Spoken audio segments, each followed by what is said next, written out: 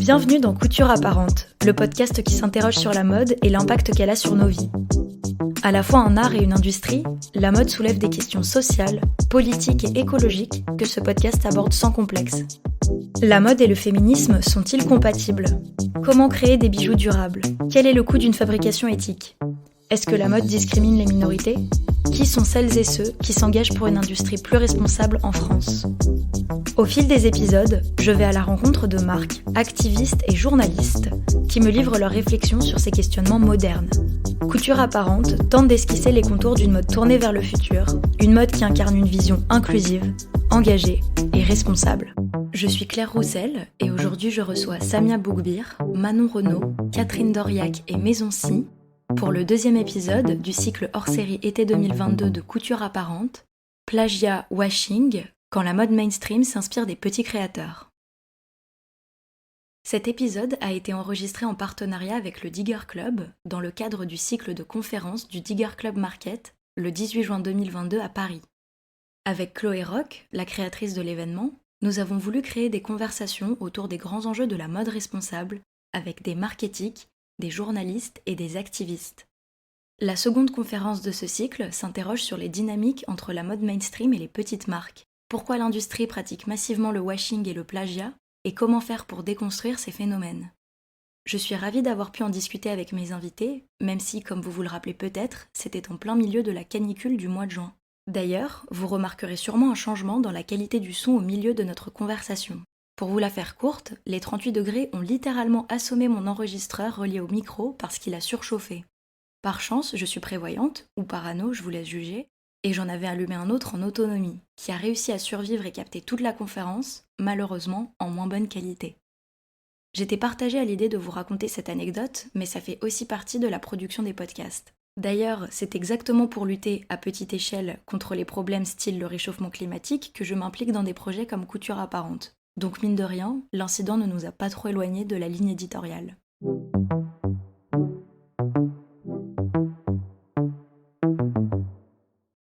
Du coup, bonjour, rebonjour pour les personnes qui étaient déjà là tout à l'heure et merci d'être avec nous malgré cette canicule absolument écrasante.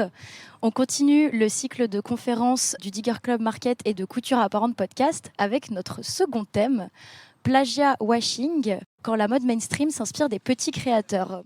Donc c'est un thème qui nous paraissait assez important parce qu'on va pas se mentir, il y a quelques années, la mode c'était pas si politisé que ça. C'était pas fan des questions sociales, ouvertement politiques, parce que les marques et les médias avaient peur que ça divise la clientèle, voire que ça la braque. Et heureusement, c'est quelque chose qui est un petit peu en train de changer. Grâce au travail des activistes qui sont là depuis longtemps, grâce à des nouveaux médias et grâce à des nouvelles marques. Parce qu'en fait, on s'est rendu compte que la politique, c'est quoi ? Je suis allée voir dans le Robert, parce qu'il est sympa, ils ont les prénoms inclusifs, donc j'aime bien ce dictionnaire. Et ils disent que c'est tout ce qui est relatif à l'exercice du pouvoir dans une société organisée. Donc en fait, si on réfléchit, autour du vêtement, il n'y a que des enjeux de pouvoir. La façon dont les femmes décident de s'habiller, le salaire qu'on verse ou qu'on ne verse pas aux ouvriers de l'industrie textile, quels vêtements on choisit pour exprimer notre genre, quelles ressources on exploite pour produire ces vêtements, chez qui est-ce qu'on exploite ces ressources et comment, qu'est-ce qu'on fait des vêtements dont on ne veut plus, où est-ce qu'on les jette, chez qui on les jette. Tout ça, c'est des dynamiques de pouvoir et malheureusement, elles sont assez inégalitaires. Mais grâce aux nouveaux acteurs dont j'ai parlé, ça commence à bouger un peu et on commence à prendre ces enjeux en compte depuis quelques années maintenant. Et c'est aussi parce qu'il y a énormément de petites marques qui se lancent et qui ont des valeurs et qui sont soutenues par les activistes, par les médias. Et en fait, ça marche de plus en plus avec la clientèle, ça marche de plus en plus sur le réseau et c'est en un stade où c'est devenu hype d'être engagé quand on est dans la mode. Alors vous allez me dire, c'est sympa, mais le problème, c'est que maintenant, la mode mainstream, que ça soit dans le luxe ou dans la fast fashion, s'amuse à récupérer l'esthétique, les discours, les paroles des petites marques pour faire du profit sur cette valeur de l'engagement. Donc on est réunis aujourd'hui pour discuter de ça, comprendre comment ça se fait et qu'est-ce qu'on peut faire pour contrer un peu toutes ces dynamiques. Pour parler de ça avec moi, j'ai Céline, aka Maison Si, qui est influenceuse spécialisée dans l'upcycling et surtout fondatrice de la marque Nepivel qu'elle vient de lancer. Samia Bougbir, fondatrice de Refunk, qui est un collectif de designers qui font de l'upcycling absolument magnifique et qui ont un shop au Puce de Saint-Ouen. Manon Renaud, sociologue et journaliste de la mode, qui est professeure à Paris 3, donc une grande experte de notre sujet. et Catherine Doriac, qui est également journaliste, autrice et directrice de la branche France de Fashion Revolution, qui est la plus grande association et une des grandes associations de mode engagée, ONG de mode engagée, qui est extrêmement importante, et c'est Catherine qui coordonne la branche française. Donc on va avoir des points de vue de journalistes, de créatrices, pour voir un peu comment est-ce que ça se passe aujourd'hui. Donc comme je le disais, la mode est en train de se politiser de plus en plus ces dernières années. De vos points de vue respectifs, est-ce que vous voyez des signes concrets de ce changement, de cette politisation? Comment ça se traduit dans l'industrie? Alors oui, bien sûr, la mode, c'est politique. La mode, c'est la première révolution industrielle. Elle est basée sur la mode et l'industrie textile. C'est le grand capital qui a instauré donc ces histoires de pouvoir, de puissance et d'oppression sur les peuples. Donc, il n'y a pas plus politique que la mode. Alors, la mode au sens large, bien sûr, parce que la mode, on peut penser... Si on doit donner une définition de la mode, qu'est-ce que c'est? La mode, normalement, c'est la création, les falbalas, les paillettes, les défilés, les magazines de mode, voilà. Ensuite, il y a l'outil productif, l'industrie textile. Dans l'industrie textile, qu'est-ce qu'on a? On a 80% de femmes. Ici, dans les pays du Nord aussi, il y a beaucoup de femmes dans l'industrie de la mode. D'ailleurs, il y a autour de cette table, désolée, la parité n'est pas respectée. Donc ces 80% de femmes, alors dans les pays du Nord, sont plus ou moins bien traitées. On pense aux mannequins, on pense aux photographes, on pense aux assistants des différents studios, etc., qui sont souvent payés au lance-pierre quand ils sont payés. Parce qu'il y a toujours la phrase magique, mais ça te donne de la visibilité. Ça, c'est important de le rappeler aussi. Et dans les pays du Sud, les gens qui fabriquent nos vêtements, les femmes qui fabriquent nos vêtements, qui sont sous-payées, parfois soumises au travail forcé, souvent. Ça, on le sait maintenant. On va pas refaire un truc autour des Ouïghours, mais bon, il faut pas juste pas l'oublier. Le Rana Plaza, 1138 morts, 2500 blessés, et j'ai envie de dire et.es, parce qu'il y avait évidemment beaucoup de femmes dans les décombres. Donc voilà, la mode, c'est hyper politique. Et je ne me souviens plus de la question. C'était très intéressant. C'était juste pour dire, est-ce que vous voyez des signes concrets? Ah oui, si, bien sûr. Alors, attention, tout n'est pas noir. Tout n'est pas noir, mais les signes concrets. Alors, ce matin, je suis tombée sur un article donc Ecotextile, qui est le magazine des écotextiles anglais, qui annonçait que H&M venait de recevoir le Cradle to Cradle Gold pour la collection enfant. Cradle to Cradle, c'est le label du recyclage infini. Alors dans l'article, on ne disait pas combien de pièces, dans combien de pays, est-ce que... Voilà. On se demande comment c'est possible. Donc ça m'a fait froid dans le dos et je voulais quand même le dire. Alors, il y a des choses qui se passent. Oui, effectivement, les ONG comme Greenpeace, qui ont fait une grande campagne détox en 2012-2013, qui l'ont laissé un peu tomber depuis. Fashion Revolution, qui est née de l'effondrement du Rana Plaza, qui va fêter ses 10 ans l'année prochaine, et qui pousse les politiques et à des régulations. En mode climat, dont on a parlé sur la table ronde précédente, avec qui est un collectif de 350 marques de mode françaises éco-responsables. Donc, il y a eu quand même des lois. Il y a eu la loi sur le devoir de vigilance en France en 2017. Il y a eu la loi AGEC qui a été votée en 2020, qui vient de rentrer en application avec des décrets supplémentaires. Interdiction de brûler les invendus non alimentaires. Donc là, les vêtements, c'est fini. Le problème, c'est que les grandes marques de fast fashion ont leur bureau ailleurs qu'en France. Donc, il suffit de prendre les stocks et de les mettre dans un autre pays et hop, on peut brûler. Donc, tout ça. Alors, c'est des belles lois sur le papier, mais il n'y a pas tellement de punitions. Donc, voilà, on pose la question. Alors, donc, pour répondre du coup à ta question, je pense que déjà, de base, la consommation, c'est politique. On dit toujours que la meilleure façon de voter, c'est de choisir ce qu'on consomme. Et à partir du moment où on vend quelque chose, je pense que tout est en soi politique. Donc la mode, forcément, on vend des vêtements, c'est politique. Du coup, forcément, je pense que ça s'est politisé. Je pense que pendant une époque, je dirais l'époque de nos grands-parents, on se posait peut-être pas la question de ce qu'on achetait. On achetait peut-être ce dont on avait besoin et avec les moyens qu'on avait. Après, plus tard, avec l'industrialisation, de manière générale, tout ce qui va être industrie, textile, avec du synthétique, etc., ça a été aussi une période de surconsommation, etc., où on se posait peut-être moins la question. Et aujourd'hui, peut-être qu'on réfléchit plus à comment on consomme. Et évidemment, du coup, ça va se politiser, soit avec un côté plutôt positif, avec des prises de conscience individuelles et à l'échelle d'entreprise.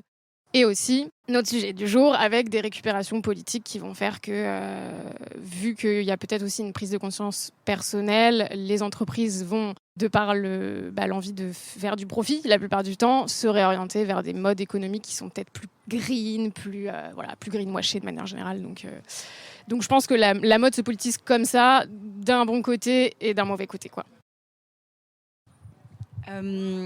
Moi, juste pour rebondir sur la question d'avant, je nuancerai le politique et le politisé.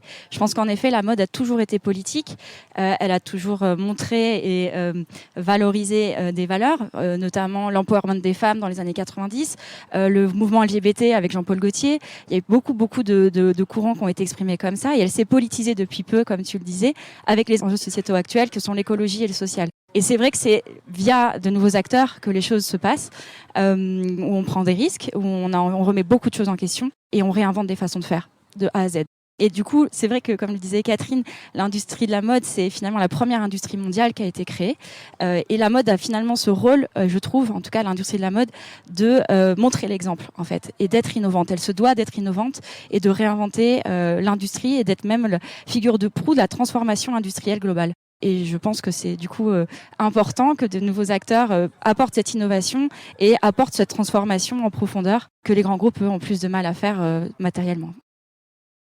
Moi, je veux bien rebondir aussi sur le fait, effectivement, la mode en tant qu'industrie, il y a la mode en tant qu'industrie et la mode en tant que le fait qu'il y a des consommateurs, des gens qui la portent et qui la vivent et qui l'expérimentent. Et à côté, il y a l'industrie. L'industrie de la mode, elle a accompagné la première révolution industrielle, comme on en parlait, mais ça, c'est avant le XXe siècle. Et surtout, en fait, ce qui a été intéressant, c'est qu'il y a des consommations qui ont changé dans les années 60 et 70. Clairement, en Europe, les 30 Glorieuses, ça a été une période prospère et dans tous les domaines, au-delà de la mode, où il y a une consommation accrue. Donc effectivement, une réflexion peut-être qui était moindre. Après, l'industrie en tant qu'elle-même, je pense qu'il y a toujours eu des syndicats. Si on regarde les maisons de couture dans les années 30, etc., il y avait toujours une réflexion sur la manière dont on faisait travailler les petites mains, les couturières. Je pense que le gros choc, ça a été, il y a eu effectivement la mondialisation dans les années 80 et le fait qu'effectivement nos industries, elles sont parties dans les pays du tiers-monde et c'était une espèce de néoforme de colonialisation, quoi. C'est le soft power colonial qui est horrible. Et donc là, effectivement, c'est pas intéressé aux droits des gens qui travaillaient. Au-delà de ça, oui, je pense que les discours aujourd'hui, si on rebondit par rapport à la récupération des discours, il y a toujours eu ce phénomène des industries, effectivement, en termes vraiment des marques, disons, parce que là, la question, c'est pas tant la mode, c'est que font les marques. Et des marques qui vont de Chanel, si je peux dire des noms, Chanel, Louis Vuitton, peu importe, de toutes les marques à des marques, effectivement, plus grand public, qui sont les marques finalement, qui nous permettent à tous de nous habiller à la base. Que ce soit eux ou les plus petits, ou ces marques de masse récupèrent ces discours. Quand on est Chanel et Louis Vuitton, qu'on récupère ces discours, on peut le faire avec un côté culturel, inviter un anthropologue à parler et le faire de manière soft. Quand c'est H&M, on est tout de suite dégueulasse parce que H&M, après tout, ça habille. Enfin, il y a encore un truc classiste, pardon, pas classique du tout, classiste là-dedans parce que finalement, les marques aujourd'hui qui sont les plus problématiques, c'est les marques de fast fashion, mais c'est aussi les marques les plus démocratiques. C'est ça le vrai problème et c'est vrai qu'il y a plein de modèles aujourd'hui qui sont super intéressants, de seconde main qui naissent et qu'il faut écouter et regarder, quoi. Une petite note d'espoir. Ouais, on va essayer. Oui, clairement, je pense que moi, je considère que les petites marques alors moi, encore une fois, j'ai une expérience de petite marque assez restreinte parce que c'est tout neuf pour moi, mais plutôt moi, du coup, en tant que créatrice de contenu, pour pas dire influenceuse, j'estime qu'on a un rôle aussi pédagogique d'informer, d'expliquer tout ce qu'il y a derrière. On a la chance aussi aujourd'hui d'avoir les réseaux sociaux, évidemment, qui nous permettent d'avoir ce champ de parole-là qu'on n'avait pas quand on lançait une petite marque, on avait une petite boutique dans une petite ville. Enfin, c'était super compliqué d'avoir un rôle pédagogique comme ça. Et c'est vrai qu'on a vu émerger pas mal ce ticket de caisse là. Je crois que c'était Maison Cléo par exemple qui avait fait ça, avec dans quel domaine on investit, à quel pourcentage, quelle marge on se déduit. Et moi typiquement là, j'ai été pendant très longtemps dans la création de ma marque. Et c'est très dur d'être compétitif. Et je pense qu'il faut l'expliquer aux gens, leur dire qu'on n'est pas au même niveau. Et je pense que oui, ça passe par la pédagogie. De manière générale, de toute façon, la plupart du temps, tous les problèmes de notre société viennent souvent d'un manque d'éducation. Je pense au sexisme, il y en a plein, je pourrais en parler des heures. Mais je pense que ça vient de l'éducation. Et typiquement, je pense que nous, on peut avoir un rôle pédagogique, quoi. J'espère en tout cas. Et justement, en parlant d'éducation, peut-être que vous ne savez pas exactement de quoi on parle quand on parle de récupération. Est-ce que vous pourriez, sauf si vous préférez que je le fasse, définir ce que c'est que le greenwashing, le pinkwashing ou le féminisme washing? C'est quoi les nuances et à votre avis, pourquoi les marques les pratiquent beaucoup? veux bien tenter quelque chose. En fait, c'est une récupération, c'est-à-dire que si on détaille, si on différencie le discours et la pratique, et discours et praxis, eh bien, la récupération, c'est quand vous reprenez une forme esthétique ou un discours et qu'effectivement, derrière, vous le décollez des valeurs initiales. Donc, c'est-à-dire, je peux très bien reprendre le drapeau LGBT et me l'approprier en tant que personne cis, etc. Donc, c'est ce type de récupération, c'est récupérer finalement les formes, l'esthétique d'une chose, des discours sans la pratique, en fait, quoi. Je ne sais pas si quelqu'un peut compléter. Et il ne faut pas oublier que les grandes marques de fast fashion et notamment d'ultra fast fashion n'hésitent pas à dupliquer des modèles de jeunes collections. Il y a le gros sujet de l'appropriation culturelle aussi, d'objets et de patterns de peuples premiers ou de peuples plutôt dans les textiles, hein, comme on a vu dans les années 2000 avec des grandes marques comme Louis Vuitton et Isabelle Marant, hein, qui ont été présentées devant les tribunaux et qui ont perdu. Donc voilà, le greenwashing, c'est s'accaparer un discours pseudo-écologique. Comme j'ai parlé tout à l'heure de Cradle to Cradle Gold pour H&M, et H&M se vante d'être le plus gros utilisateur de coton bio au monde, alors qu'on sait très bien qu'il n'y en a plus du coton bio, hein, ça doit représenter 1% du coton conventionnel. Et donc si H&M prend ce coton bio, qu'est-ce qu'il reste aux jeunes marques qui basent leur collection sur cette matière? Donc voilà, ça c'est le greenwashing.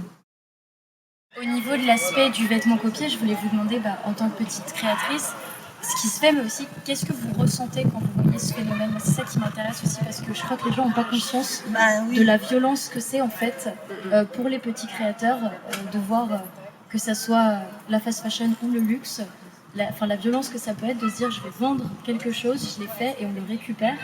Est-ce que vous avez peur que ça vous arrive? Est-ce que ça vous est arrivé? Est-ce que vous avez des collègues? Et dans ces cas-là, comment est-ce qu'on peut gérer ce qui se passe? Alors, moi, ça m'est pas encore arrivé, parce qu'encore une fois, j'ai une toute jeune marque, mais ma collègue de gauche a une histoire, je pense, à raconter. Mais du coup, moi, j'ai vu le phénomène se répandre, parce que sur les réseaux sociaux, vu que moi, je partage autour de la mode éco-responsable et de l'environnement, de même mode éthique, etc., j'ai vu ça tourner, et je trouve ça dégueulasse. C'est terrible, parce que, je veux dire, encore une fois, on fait pas le poids face à ces entreprises-là, et c'est terrible. Ça m'est pas encore arrivé, j'ai très peur que ça m'arrive, parce que je pense que ça va me foutre un coup vraiment, et que je sais que je me sentirai complètement impuissante. Et c'est ça le souci, en fait, c'est qu'on est impuissant et que personne ne fera rien pour nous. Alors moi je suis pas complètement d'accord sur le personne ne fera rien pour nous. La preuve, aujourd'hui on est réunis pour en parler, et je trouve ça cool justement qu'on puisse avoir cet espace de parole et être aussi entendu. Donc moi en l'occurrence, du coup, notre collectif de designers, on a eu cette expérience de s'être fait copier un design, donc celui d'un jean pas de def patchwork de Elodie Loisaouen, c'est elle qui l'a dessiné. Et on a eu la surprise, donc il y a quelques semaines, de voir que Chloé avait reproduit à l'identique absolument chaque dessin de patchwork, chaque contraste de couleurs, le positionnement du patchwork, tout était exactement à l'identique. Et donc là, surprise et révolte, clairement, colère évidemment, et en même temps espoir, de se dire ils ont besoin de nous copier pour exister aujourd'hui. Donc c'est quand même aussi encourageant d'une certaine manière, et on a ressenti ça aussi en se disant c'est quand même flatteur, en effet. Les gens nous disaient mais c'est génial, vous êtes copié par Chloé. Bon, alors pas tout à fait. c'est un sentiment hyper mitigé finalement de, en effet, un peu oui, en effet, on a des bonnes idées, en fait, clairement. C'est ça que ça valide, d'une certaine manière, même si on le savait un peu, c'est bien aussi que d'autres s'en rendent compte. Maintenant, ce qui est rageant, en fait, c'est le prix aussi auquel c'est vendu. Et évidemment, la visibilité qu'ils ont par rapport à nous.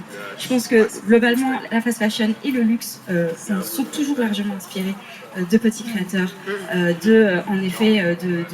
d'inspiration multiple, en fait, tout designer, savoir-faire artisanaux, culturel, c'est finalement une façon de faire qui est historique. C'est de l'inspiration. C'est de l'inspiration, et la limite est toujours extrêmement floue. Le problème, ce qui a changé aujourd'hui, c'est que tout se sait, tout se voit. et que il faut qu'ils changent en fait leur façon de faire et que l'inspiration doit être donnée, la source doit être citée comme en journalisme. Et je pense que c'est ça qui doit changer aujourd'hui et c'est ça qu'on vit comme une injustice. Si Chloé nous avait approché pour nous dire on vous achète le modèle. Soit on vous achète le modèle, soit on fait une collaboration, soit on cite la designer, la marque qui avait initialement pensé ce modèle en upcycling, parce qu'en plus ils l'ont fait en neuf. Ça aussi c'est la grande aberration du sujet, c'est que donc les grandes marques de fast fashion et de luxe aujourd'hui utilisent l'esthétisme de l'upcycling en faisant du neuf. Et ça, du coup, en tant que client, c'est hyper dur de s'y retrouver. Moi-même, qui travaille dans l'upcycling, des fois, je me dis, mais ils ont fait de l'upcycling ? Non, en fait, pas du tout. Il faut savoir que faire du neuf, ça coûte à peu près 5 fois, voire 10 fois moins cher, ça dépend où ils produisent, que de faire de l'upcycling. Nous, on se fait des marges minimales. L'objectif, c'est de rendre l'upcycling accessible. On fait des marges entre 2 et 3, quand le luxe va faire des marges entre 10 et 20. Juste pour vous donner un ordre de grandeur. Nous, notre jean, on le vend 210 €, c'est de l'upcycling. On met à peu près 4 heures à travailler sur chaque jean. Quand eux font un jean en neuf, du coup, le bout de la planète en plus, et qu'ils vendent 1290 €. 1290 € pour un jean qui va leur coûter maximum 10 € à produire, et encore je pense que je suis large. Donc là c'est une vraie injustice et c'est ça, il faut en parler, il faut le dénoncer, il faut changer les choses. Cette fluidité entre les créatifs dans les maisons de couture, c'est pas nouveau, hein, ils sont tous copiés les uns les autres. Il y a un compte Instagram qui le raconte très bien, c'est Diet Prada. Ils montrent très souvent, alors ils ont pris d'autres chemins, mais on peut regarder, ils montrent très bien, tiens voilà, ça c'est Saint-Laurent 1976, ça c'est machin 2002, enfin 2022. Donc voilà, je vous conseille ce compte. Je voulais rebondir par rapport à ce que tu disais, tu vois, toi, tu as eu l'exemple de eux, ils se font encore plus de marge que toi. Et il y a aussi l'exemple du... donc moi, c'est pareil, je fais de l'upcycling et on sait à quel point c'est très, très, très compliqué de bien se payer. Et on va avoir aussi l'exemple de l'ultra fast fashion, je donne l'exemple de Shein par exemple, qui vont copier des créateurs et vendre ça une trentaine d'euros en gros, et qui typiquement voilà, oui mais même moins, voilà, non mais j'essaie de rester mais voilà, vont vendre ça des clopinettes vraiment, et en fait nous on fait plus le poids, donc en fait c'est soit donc typiquement Chloé, eux vont avoir la couverture marketing, ils ont une visibilité immense par rapport à une petite marque, et Shein qui eux ont la compétitivité parce qu'ils exploitent des gens clairement. Et en plus de ça, vont avoir des prix attractifs, donc vont moi je me rappelle de... alors je ne saurais plus citer la créatrice, mais une créatrice qui se plaignait en repostant ça en story en disant voilà, Shein a copié mon modèle, c'est honteux, partagé autour de nous, il faut qu'on dénonce ça. Et quelqu'un lui avait laissé un commentaire, ah ouais super, moi comme ça j'ai pu découvrir le modèle chez Shein, je vais plutôt acheter chez eux parce que c'est moins cher. Donc, c'est... Alors, la personne... Voilà, donc déjà, je pense que c'est terrible à lire. Et en même temps, je pense que c'est, entre guillemets, inévitable. Parce qu'aujourd'hui, vu qu'on est dans une surconsommation, si on surconsomme, on ne peut pas payer des prix d'upcycling. Enfin, en tout cas, avec un pouvoir d'achat moyen, on ne peut pas s'acheter de l'upcycling 10 fois par mois, comme on le ferait avec de la fast fashion. Donc, voilà, la copie, c'est soit par des grandes marques de luxe, c'est terrible, et soit par de l'ultra fast fashion. Et quoi qu'il arrive, je suis complètement d'accord avec toi, je trouve que ça peut être positif dans le sens où c'est génial que tu sois devenu un modèle parce que ça veut dire que les choses changent, mais en même temps, nous on se fait avoir, quoi, tout simplement. Si on va sur les solutions, parce que là c'est vrai qu'on parle de choses assez dark depuis tout à l'heure, et en même temps c'est une situation qui est complètement réelle, donc c'est important qu'on en parle, mais est-ce qu'il peut y avoir des outils quand il y a du plagiat ou du washing, que ce soit greenwashing, pinkwashing du coup qui est pour la communauté LGBTQIA+, ou féminisme washing, donc qui est du coup d'utiliser des faux discours féministes. Quand il y a ce genre d'abus, est-ce qu'il y a des moyens de les prévenir, de les contrer si jamais ils arrivent, ou même des petits tips à donner aux consommateuristes sur comment est-ce qu'on peut repérer une marque vraiment engagée? Je m'adresse particulièrement du coup à Manon et Catherine, en tant que journaliste. Et activiste, qu'est-ce que vous conseilleriez aux gens? Alors, je reprends la parole. Alors, le truc déjà, c'est que effectivement, c'est des problèmes totalement différents, parce que tous les problèmes de pinkwashing, c'est des problèmes d'idéologie qui sont récupérés. C'est pas la même chose que voler des petits créateurs. Pour le coup, c'est totalement différent.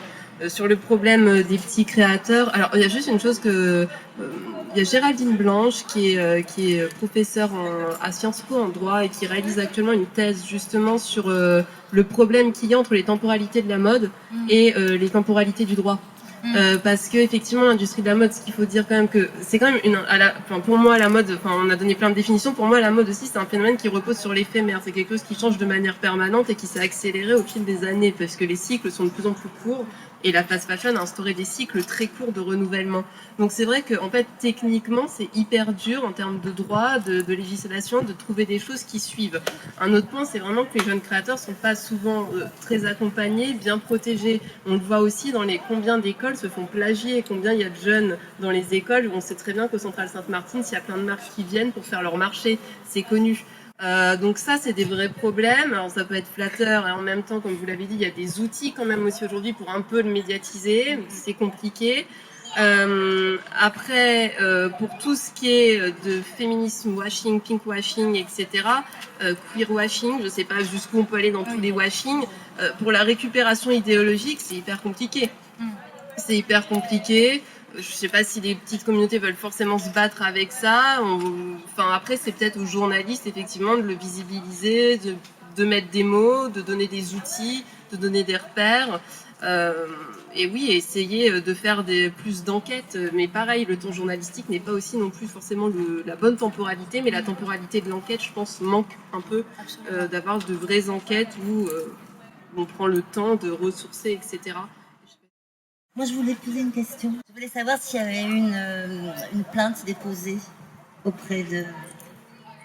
Alors, le seul moyen qu'on a trouvé de se défendre, c'était de faire une story. Alors, c'est des moyens limités. Après, on a été contacté par des avocates qui ont voulu nous aider justement pour se défendre. Elles nous ont conseillé de déposer une enveloppe solo à chaque création, ce qui a un coût concrètement. Et de ce qu'on a compris, finalement, c'est assez facile à contourner. Pour les marques qui copient. Voilà, il suffit de changer une couleur de fil, il suffit de changer une couleur de jean, il suffit de changer de type de couture et bam, la procédure est abandonnée. Donc non, il n'y a pas vraiment de moyen en l'occurrence de se défendre a priori. Le seul moyen qu'on a, c'est de sensibiliser, de parler haut et fort sur nous, comment on fait les choses et de se soutenir entre personnes qui comprennent. Et je pense aussi que du coup, les clients sont de moins en moins dupes aussi. Et ça, on a la chance en effet d'avoir une communauté qui comprend ce qu'on fait et qui commence à nous suivre, même si on est encore très, très petit, tout débutant, mais on y croit. Et bien justement, par rapport au fait qu'on voit dans les solutions qui restent limitées, on a plusieurs options. On a le fait potentiellement d'avoir des avocats, mais ça peut être compliqué. Pour les personnes qui ne sont pas au courant, c'est vrai qu'il y a une règle qui est souvent appliquée par la fast fashion, notamment Zara. C'est une consigne officielle qu'ils donnent à leurs designers. Ils leur demandent de changer 7 détails d'un vêtement plagié. Comme ça, juridiquement, ça a très peu de chances de tenir. Et puis malheureusement, les rares marques qui arrivent à, par exemple, poursuivre Zara en justice, il faut sortir. La marque qui avait réussi à gagner le procès, ils ont sorti 200 000 € au départ, 200 000 $. Donc c'est très compliqué pour les petites marques. Il y a aussi l'option où des créateurs et des créatrices de contenu, des journalistes ou des activistes peuvent parler, peuvent communiquer aux personnes. Ça peut aider aussi à déconstruire certains discours. Le fait qu'il y ait des jeunes médias, notamment comme Nilon, qui utilisent un vocabulaire spécifique, des propos spécifiques et qui s'adressent aux jeunes, qui peuvent vraiment leur permettre de changer de conscience. Et j'avais une petite question parce que il y a quand même un élément qui est hyper essentiel dans tout ça. On en parle depuis tout à l'heure, tu en parlais avec les stories, c'est les réseaux sociaux. Ça a complètement bouleversé l'industrie depuis, on va dire 10-15 ans maximum. Il y a des nouvelles façons de s'exprimer et j'ai l'impression que c'est à la fois une façon d'être transparent, de dénoncer les abus, de plus s'écraser, de plus avoir peur parce qu'on n'a plus que des insiders de l'industrie à qui on parle. On a aussi notre communauté qui nous suit et qui achète. Et en même temps, ça peut aussi être l'opportunité de faire du greenwashing à gogo. Qu'est-ce que vous pensez du coup de l'utilisation qu'on peut avoir des réseaux sociaux pour aider les petits créateurs justement, pour essayer d'être plus transparent au niveau des médias? Vous en pensez quoi comme outil? Sur les réseaux sociaux, je les utilise bien sûr depuis la naissance. Je pense que c'est une arme à double tranchant. Alors on a chacun une communauté, 17, 20, 100 000 abonnés. Le problème des réseaux sociaux, c'est qu'on est submergé de publicité. Bon, ok, on peut essayer de contrer tout ça, mais quand on ouvre Instagram, il y a sur un post, c'est une pub, un post, c'est une pub. Et ça, c'est le vrai problème. Ça, il faut l'arrêter. Il faudrait demander des lois pour empêcher cette publicité à outrance. Parce que c'est bon pour personne. Comme tu disais, Catherine, typiquement, je trouve que c'est à double tranchant parce que il y a aussi cet effet des réseaux sociaux qui s'appelle l'effet bulle, qui fait qu'on a l'impression que les choses changent vite et bien, et que en fait, voilà, parce que l'algorithme nous suggère des choses qu'on a envie de voir et qu'on a l'habitude de consommer, donc forcément, on se retrouve face à des choses. Typiquement, moi, vu que je parle de la mode éco-responsable, éthique, de l'upcycling, je vais me retrouver avec des propositions de contenu axées par rapport à ça. Et du coup, je vais me dire, mais c'est génial, il y a de plus en plus de petits créateurs, les choses changent, etc. Mais en fait, si on sort 30 secondes de chez soi, même dans des secteurs qui ont l'air quand même sensibilisés, finalement, les choses changent pas si vite. Et cet algorithme-là, du coup, il a le biais de nous proposer tout et son contraire parce que Instagram, ça doit quand même rester un modèle économique viable et rentable, donc les pubs, typiquement. Et je pense que de manière générale, c'est très. Moi, c'est un petit peu un sujet, mais à titre personnel, c'est très dur d'être créatrice de contenu et avoir des valeurs écolo. Parce que créatrice de contenu, ça sous-entend, entre guillemets, gagner sa vie en vendant quelque chose, et vendre quelque chose, c'est faire consommer quelque chose, et quand on est écolo, c'est pas hyper cohérent. Donc, c'est assez difficile de se retrouver là-dedans. Et du coup, c'est vrai que sur les réseaux sociaux, il faut savoir faire la part des choses entre le réellement engagé avec la forme et le fond, et les posts qui vont être purement et simplement du greenwashing, qui vont récupérer la forme, et en termes de fond, il faut prendre le temps, ce que tout le monde n'a pas, de creuser un peu. Donc, ouais, les réseaux sociaux, ça peut être génial parce que pour nous, ça nous permet de brandir nos valeurs un peu plus haut, un peu plus fort, mais en face de nous, on a aussi des gens qui ont des moyens marketing agressifs, etc., qui nous invisibilisent un peu aussi. Donc voilà, c'est... Encore une fois, j'aimerais apporter de l'espoir, mais c'est difficile. Samia, qu'est-ce que t'en penses sur les réseaux sociaux et leur impact sur ce qu'on peut faire par rapport à tout ça. Ce que les marques qui récupèrent peuvent faire aussi, du coup, malheureusement. Oui, c'est vrai que Instagram, c'est un open bar créatif. Là, du coup, en effet, on peut aller se piocher sur n'importe quelle grille des idées de design, des idées de communication, des idées de contenu. Et tout le monde se copie, en fait. C'est devenu la norme. Et c'est qu'il n'y a personne pour légiférer tout ça. Et c'est vrai que c'est du coup, c'est le bordel, quoi, tout simplement. Et il n'y a pas de règles. La seule façon, en effet, de réagir, c'est d'inviter sa communauté à aussi poster, donner de l'ampleur en fait à ce qu'on fait. Je pense à Maison Cléo justement qui aussi s'est fait plagier, je crois que c'est Chine. Ouais, je crois que c'était Chine. Beaucoup de fois. Plusieurs fois, des dizaines de fois, et qui sans arrêt a dénoncé. Diet Prada donc, qui du coup fait ça aussi. Nous on a été contactés par The Good Goods quand on a dénoncé du coup le plagiat par Chloé, qui aussi a fait un mail à Chloé directement pour entamer une discussion, et ils n'ont pas répondu. Donc le dialogue n'a pas lieu. Voilà. Mais ils se sont même pas défendus, c'est ça qui est intéressant. A priori, aux dernières nouvelles que j'avais eues, ils n'avaient pas eu de réponse. Donc, Manon, il n'y en aura pas. Qu'est-ce que tu penses de tout ça? Non, je vous rejoins sur tout ce qui a été dit. Enfin, au-delà de ça, les réseaux sociaux, effectivement, c'est que ça noie la parole parce qu'il y en a beaucoup. Enfin, ça peut être cet effet d'avoir effectivement une montagne d'informations et de savoir. Et c'est pareil, effectivement, en fait, ce qui règne, c'est les algorithmes. Donc, en fait, les rapports de pouvoir qu'il y a à l'extérieur, où effectivement, il y a des grosses marques qui dominent et des petites voix partout. Bon, ils sont rejoués sur les réseaux sociaux. Ils sont rejoués. Bon, après, voilà, effectivement, ce qui est bien, c'est qu'il y a quand même des petits acteurs qui naissent comme The Good Goods ou d'autres médias qui vont essayer de mettre en avant les plus petits et faire remonter. Mais effectivement, il faut faire très attention et être très conscient qu'effectivement, il y a un système de recommandation qui est basé sur ce qu'on aime, sur ce qu'on connaît déjà, sur ce qu'on sait déjà, et qui peut être très enfermant finalement et nous biaiser sur des réalités, puisque même quand on parle de mode éco-responsable, etc., de manière générale, je me demande à quel point en France les gens sont... Et on l'a dit aussi, qui peut le consommer réellement? Je crois qu'à l'heure actuelle, c'est Decathlon qui vend le plus de vêtements, ce qui est assez représentatif finalement de la France, et Paris ne représente pas la France. Oui. rappelons-le. Oui, c'est vrai. En effet, Paris ne représente pas la France. C'est vrai qu'on a tendance à l'oublier, notamment dans l'industrie de la mode. Mais c'est cool parce que ça commence à bouger. Ça va être le sujet d'un des prochains podcasts d'ailleurs. On va dans une autre grande ville qui est très chouette pour la mode circulaire. Je vous fais un petit teasing. Ça, tu peux nous dire ou pas encore? Non, mais vous pouvez deviner. C'est une ville très sympa, c'est au bord de l'eau. D'accord. Ah oui, bah oui. Donc, comme on peut le voir, la situation est malheureusement très complexe parce que ça avance quand même un petit peu. Et en même temps, il y a du greenwashing, il y a du plagiat, mais il y a des consommateurs de plus en plus au courant. Il y a des events comme celui-ci qui ne se seraient pas faits il y a un certain temps. Il y a Instagram qui nous aide pas, les associations qui sont écoutées ou qui ne sont pas écoutées. Enfin voilà. Mais pour faire une conclusion peut-être un tout petit peu plus définitive et ne pas vous laisser complètement sur votre faim sous 38 degrés, en quelques mots, si vous avez l'idée, vers quoi vous pensez qu'on va? Est-ce que vous avez l'impression qu'on va vers une communication de plus en plus washée ou au contraire vers un éveil des consommateurs face aux petites urgences comme celle que la météo nous rappelle aujourd'hui?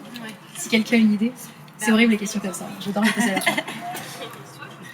Moi, je dirais que, en fait, ce qui est compliqué, c'est qu'on arrive, nous, les petits créateurs, sur un domaine qui est déjà saturé, qui est déjà bien implanté, qui est déjà qui a un modèle économique qui marche hyper bien. Et c'est d'ailleurs pour ça que c'est dramatique du point de vue environnemental.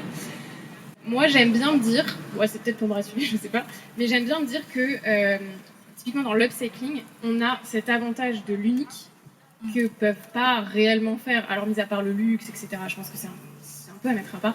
Les grosses boîtes telles que Zara, tout le groupe Inditex, etc., ils peuvent pas réellement faire de l'unique parce qu'encore une fois, c'est pas un modèle économique très rentable. Moi, ce que j'aime bien, c'est me dire qu'avec l'upcycling, on peut faire de l'unique, on peut faire peut-être du sur-mesure, on peut amener nos valeurs, etc.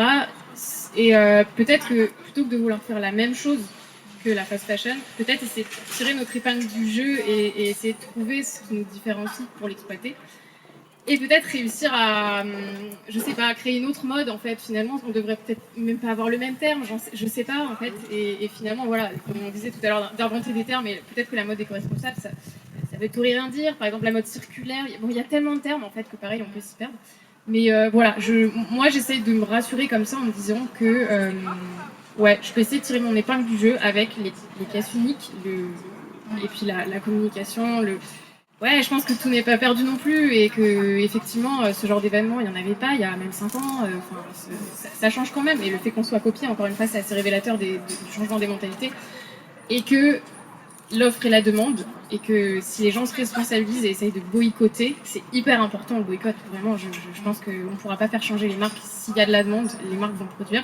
Donc il faut boycotter le maximum, donc communiquer, donc faire la pédagogie, essayer de trouver notre valeur là-dedans, quoi. Moi, j'ai une vision du futur qui est assez radicale. C'est pas un futur très proche, mais de ce que je vois clairement, bientôt on pourra plus, tout simplement, on pourra plus faire de neuf. On pourra plus se poser la question, il n'y aura plus les ressources, il n'y aura plus assez d'eau sur ces continents, il n'y aura plus de coton bio, il y aura plus... on n'aura plus le choix en fait. Le climat est en train de changer, on va dans le mur.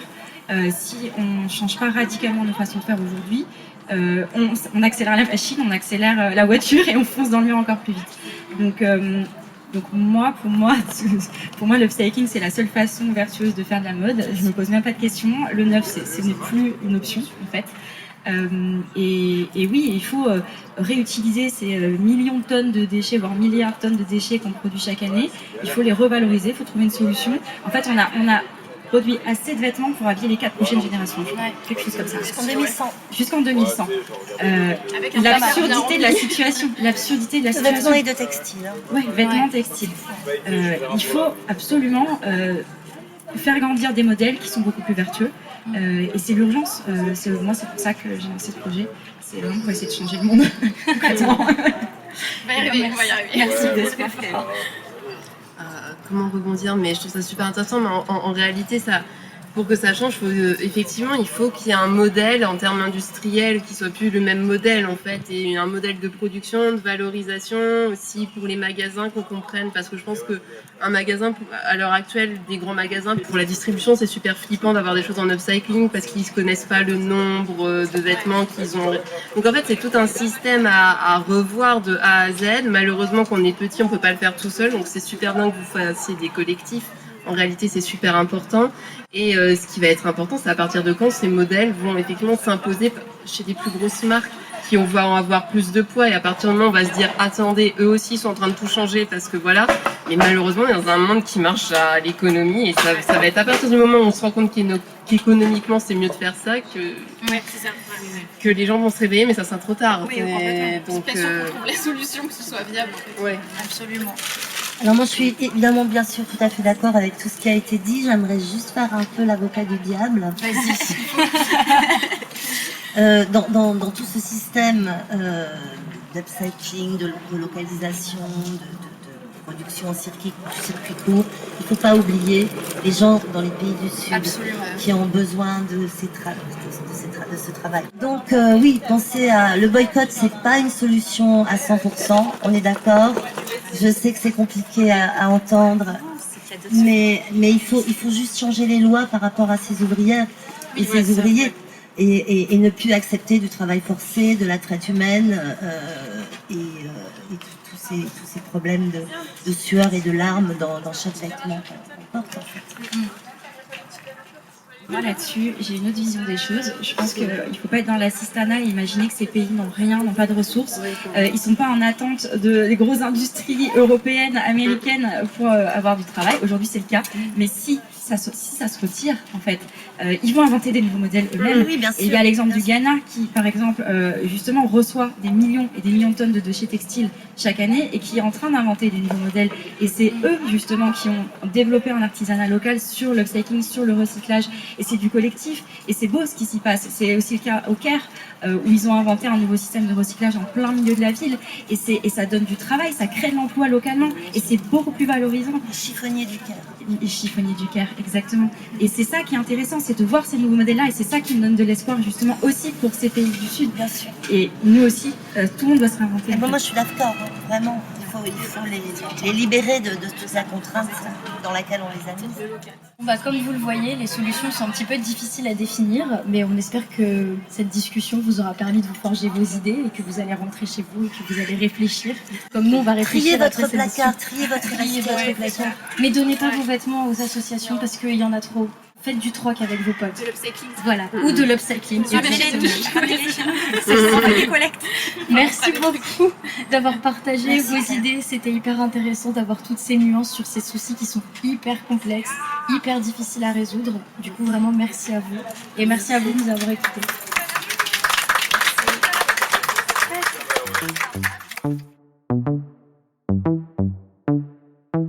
Merci infiniment à Samia, Manon, Catherine et Céline pour leur participation à cette conférence. Pour continuer à soutenir une mode réellement engagée, je vous conseille vivement de suivre leurs projets. Vous pouvez retrouver les marques Refunk et Nepivel, ainsi que le compte éducatif Fash Rêve France sur les réseaux sociaux. Et pour découvrir les articles de Manon, ça se passe sur Nylon FR et dans les Inrocks. Merci au Digger Club de m'avoir invité à concevoir ce cycle de conférences et merci au Jardin 21 de nous avoir accueillis. Merci également à Telio Garfive pour la production du générique. Vous avez aimé l'épisode ? C'est le 2e sur 3 du cycle hors série d'été de couture apparente en partenariat avec le Digger Club et je suis ravie de le partager avec vous. Pour m'aider à faire connaître le projet, n'hésitez pas à lui mettre une très bonne note sur les applications d'écoute, à en parler à vos proches et à le partager sur les réseaux sociaux. En parlant de ça, vous pouvez aussi suivre Couture Apparente pour un podcast sur Instagram et vous inscrire à notre newsletter afin de recevoir directement les nouveaux épisodes. Je vous remercie pour votre soutien et je vous donne rendez-vous le 23 août pour découvrir la 3e et dernière conférence de notre cycle estival.